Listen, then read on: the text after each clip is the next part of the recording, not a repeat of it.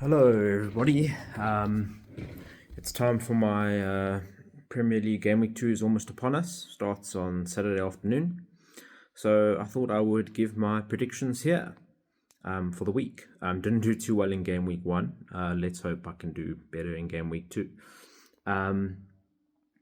So first match, Brighton versus Manchester United. Brighton will be the home team. Interestingly enough, the bookies actually have Brighton marginal favourites over Man United. I think that's maybe a bit premature to say just based off the first game where they smashed Everton 3-0 and Man United not having an overly convincing home performance against Fulham and only winning 1-0. But I think Man United should actually have enough in the tank to get this result here. I think they'll be good enough. It's interesting to see whether Ten Hag still uses Fernandes as a striker or whether he now just trusts Xerxes and puts him as the striker. Højlund is still not fit to play for another couple of weeks. I'm going to say Brighton 1, Manchester United 2.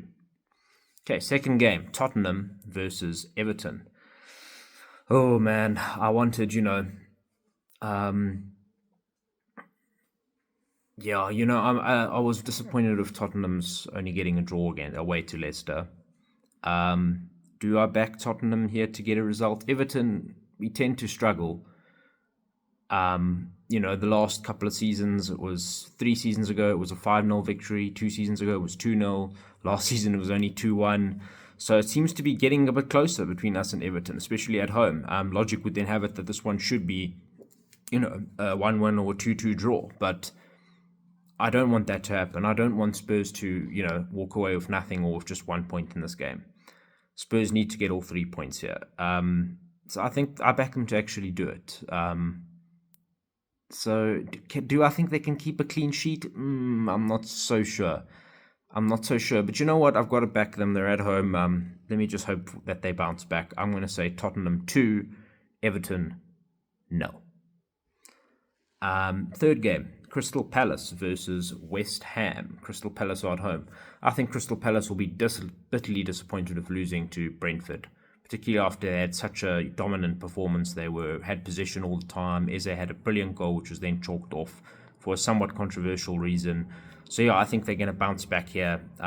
West Ham still looked a bit rusty when they played Aston Villa. They're still going to take a lot of time, I think, for their new manager and new signings to click in. I do expect more of the new signings to actually start in this game, but even so, I'm going to say it's going to be Crystal Palace 3, West Ham United 1. Fourth game, Southampton versus Nottingham Forest. I think I'm actually going to go for shock here. I'm going to say Southampton are going to beat Nottingham Forest. I just get this funny feeling about Nottingham Forest this season that they're just not quite going to be good enough. I think they're going to be in and around that relegation conversation. I think it's going to be Southampton are going to win this. They're at home. They need to pick up points somehow during the season. There's probably no better opportunity very early on in the season for them to just go and grab 3 points. So I'm going to say Southampton 2, Nottingham Forest 1.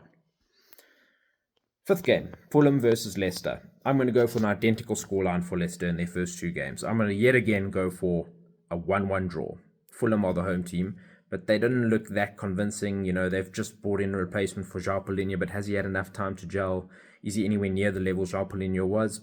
Probably not. And their goal threat, they just don't really seem to have much up front that can really provide for them. But Leicester aren't a brilliant team. I think Fulham might get some opportunity, but I do think Leicester can maybe catch them a bit like they did Spurs, definitely. So I'm going to say Fulham 1, Leicester 1. Sixth game we have is Manchester City versus Ipswich. I'm going to do this one real quick. Man City are at home. Ipswich has just been promoted. They got beaten by 2-0 Liverpool. Could have been more from that second half in the last game. They were at home, Ipswich. They lost 2-0. Now they're playing away at Man City in their second game ever of the Premier League after being gone from the Premier League for many years. They're going to get absolutely hammered. Let's be direct about this. They're going to get absolutely hammered. Haaland's going to be on fire. De Bruyne is going to be on fire. Everything that could be firing for Pep will probably be firing in this match. So I'm going to say Manchester City 6, Ipswich no.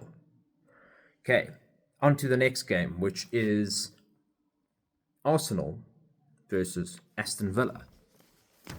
Yeah, Aston Villa are the home team. Aston Villa versus Arsenal. Yeah, I think this could be a pretty good game, actually. Ollie Watkins, Kai Havertz, Amadou Onana, Declan Rice. They've got some good, matchups going on there. Yeah, they're very equal. Martinez, Raya, they've got very good matchups, actually. It's kind of feels like two top four teams going against each other, if I'm quite honest. At this point. So yeah, I think it's going to be a ding dong game. I think it's going to be high scoring. There's going to be goals. I'm going to say Aston Villa 2, Arsenal 2. Aston Villa to take 2 points off the Gunners, please.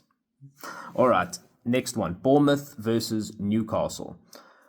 Bournemouth are at home, but Newcastle, they look a bit better. They look quite good. They look a bit better than I maybe expected them to be at the beginning of the season. They just got a cohesive team. I think Bournemouth probably going to play Evan Nielsen in this game, either starting or coming off the bench, the replacement for Dominic Solanke.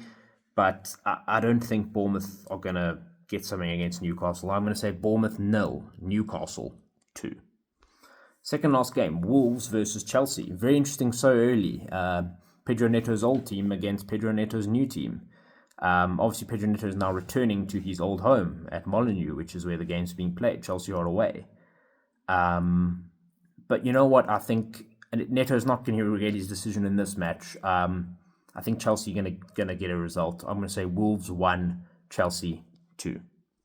Final game, Liverpool versus Brentford.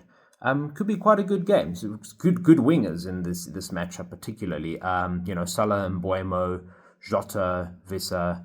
It's just that striker position for Brentford that's looking very precarious. We're still not sure where Ivan Toney's going. He still might be going. They even left him out of the match in the last game, so wouldn't put it past him to do that again, even if he hasn't quite found a transfer yet. It could go down to the wire for him. But Thomas Frank seems to try to be preparing Brentford for life without him.